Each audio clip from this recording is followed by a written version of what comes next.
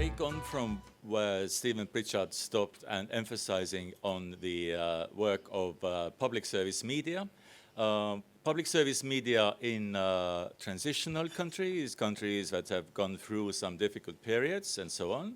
But actually, as we were able to find out during the conference sessions previously, some of the issues that we have been thinking are quite typical of the transitional countries. They're actually typical of all countries. They come back to our table over and over again.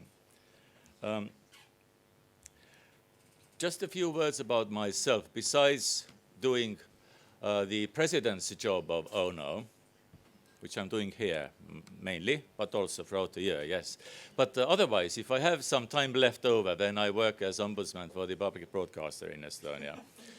And I've been involved in journalism for more than 20 years, in newspapers, in radios, in also to a small degree on television, in news agencies.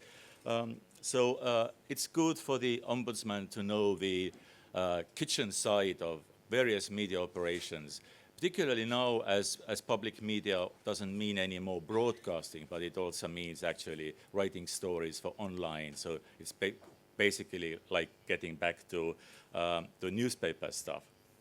But what are the challenges for the media? The title of this session concerns economic pressures. I think the challenges are very similar to all types of media. It is this economic pressure thing.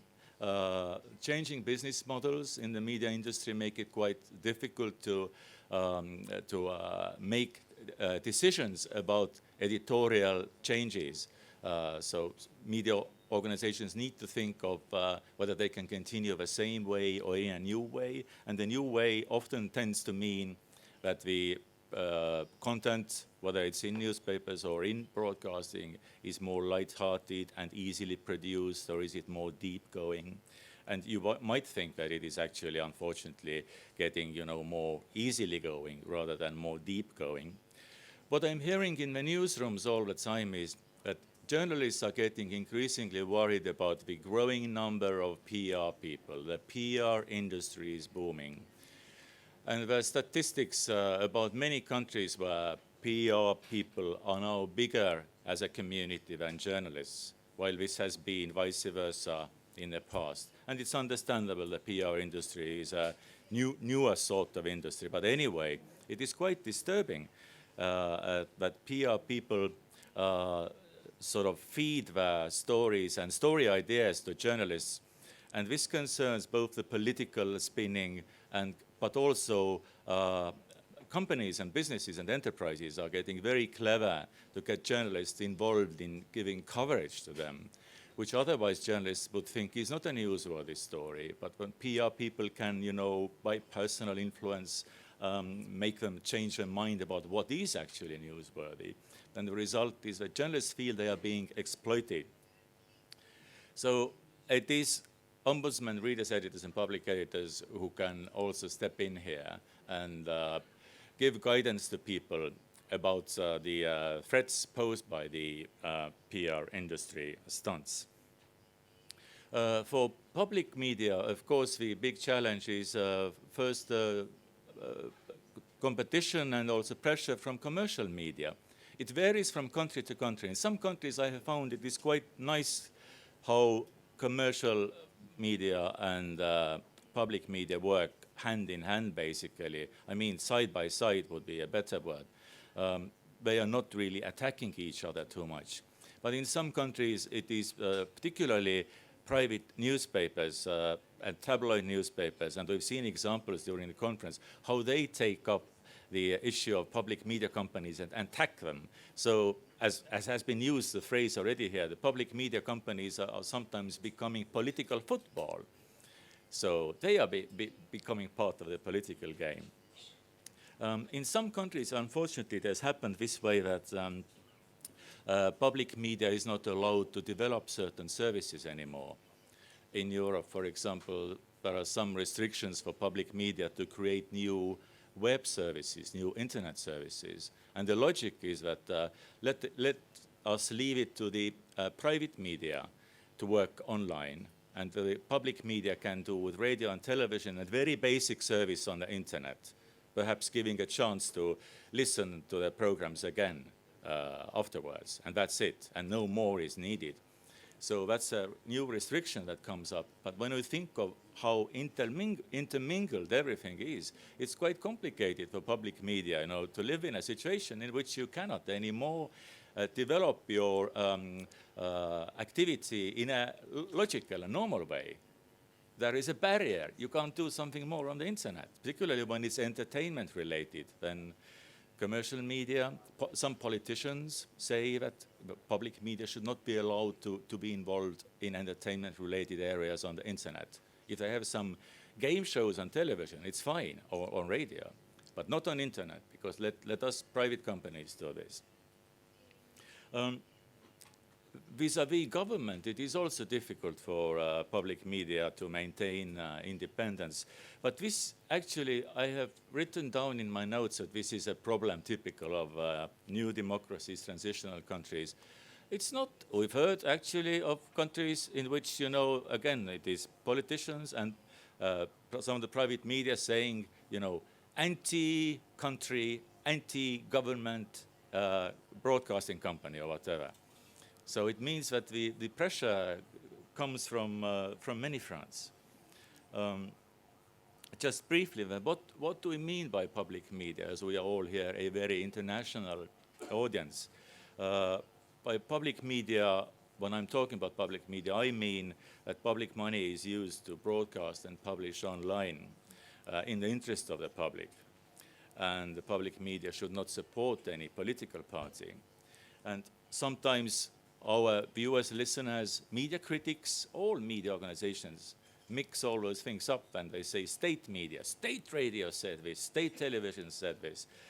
This is a different type of business actually. State radio or state television is clearly in the service of the government of the day and is basically a propaganda tool and not an independent media tool. So if you see the media and think how to recognize it, then one is that it's funded publicly, it should be independent from government, and programming is to a wide range of the public, including minorities, vulnerable groups. The public television in Estonia, for example, created only half a year ago a new Russian language TV channel. The reason is that in Estonia, the population is 70% Estonian, 30% Russian. And this is as part of the Estonia's history in the Soviet Union 50 years ago when Estonia was made forcefully part of the Soviet Union. So it means that part of the population is consuming information in a different language, usually not in Estonian, but in Russian. So, and it's quite natural for the public media to create also new channels, particularly in Estonia's case, as we have next door Russia beaming its channels from Moscow to Estonia, so local Russians watch Moscow channels rather than Estonia-produced channels. So it's quite natural that now there's a new channel. Private companies would not do this, because it is not clear how profitable that operation will be. Public media had to do it. Of course, the money didn't come from the sky or from the pockets of the public media itself at the expense of Estonian language programming, but a new allocation was made by the government. Quite a tiny allocation, but anyway. So this is just a sign that the public media has certain roles which are quite tricky and risky to take. The Ombudsman and public editors are actually working in all kinds of media, as we know, but in public media, I would now emphasize that the role is quite significant because of the difficult relations between governments and the media. That is a media channel which is getting money from the taxpayer. So the Ombudsman can perform also a function of freedom of expression function. That when it comes again to criticism from the government, that you are giving too superficial overviews of the government policies, or you are giving a wrongful picture of government policies, and so on and so forth, then we have to analyze it really step by step. Was it really the case? because criticism should be attached to every institution whenever it's deemed necessary. For ombudsmen in public media, it's very important to make sure, of course, that political coverage is okay. That's the ABC of things. All the rest of it, I, as ombudsman, I'm trying to stay away with and leave it for editorial policymakers. And it's not for the ombudsman really to decide. When we return to the topic of economic matters, economic pressures, then it's clearly the case that commercials and advertising, which are not allowed in most public media, but in some countries they are allowed. But where advertising is not allowed, then it's not allowed also to have, so-called promotional interviews with the head of a company talking about a new product that they have just taken to the market. And I have to deal with those complaints increasingly more. That infotainment programs, they invite people who talk about the new gadget that they have produced. And now the criticism is immediately, why are you giving promotion to this company, but not competitors and another one? Why don't you do a test of these gadgets? But if it's the unique gadget, there is no such gadget, we keep quiet. Do we tell people, go to commercial media and buy a newspaper if you want to find out about the new gadget? We can't talk to you about it because we cannot promote the company. So most of the times I'm actually saying that those complaints are not founded, and the complaints are made by the competitors, by private companies who say, this company got free airtime on your channel. It's against the law, it's against your ethics code in which you say that you keep journalism and advertising apart. But sometimes I have had to admit that really, yes, there was a problem, that it became too much sort of commercial oriented. Let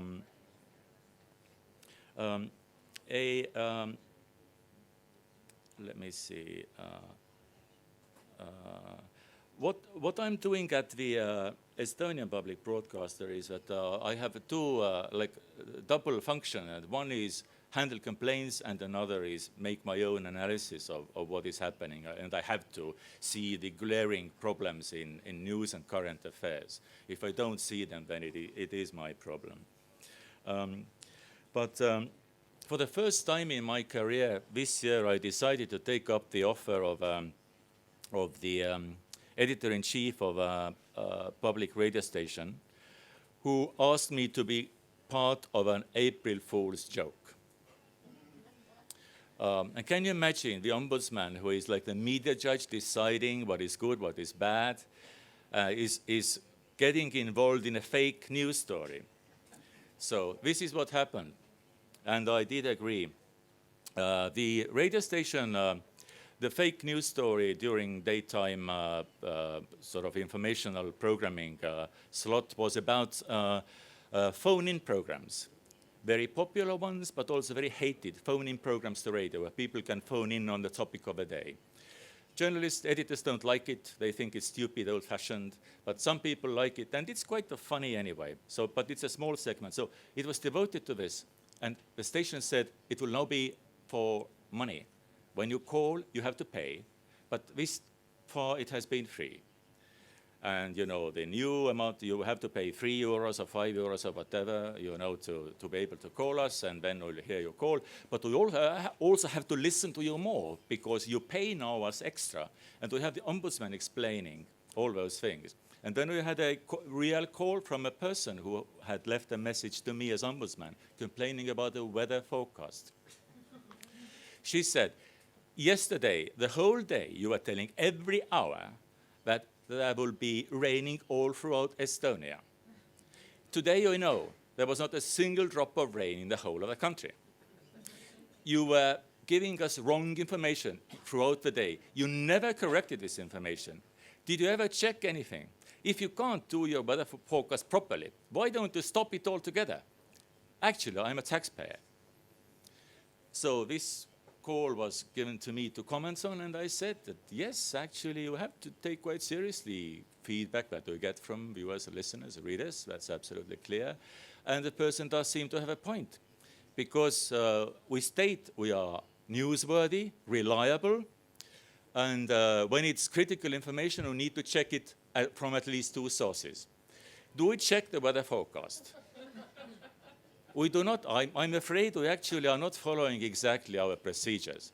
And it has been going on for a long time. And of course, I think it's time to adjust now. The first step is that we do not have the weather forecast every hour on radio anymore, but only a few hours, so that we could check the information and to see if it reflects reality.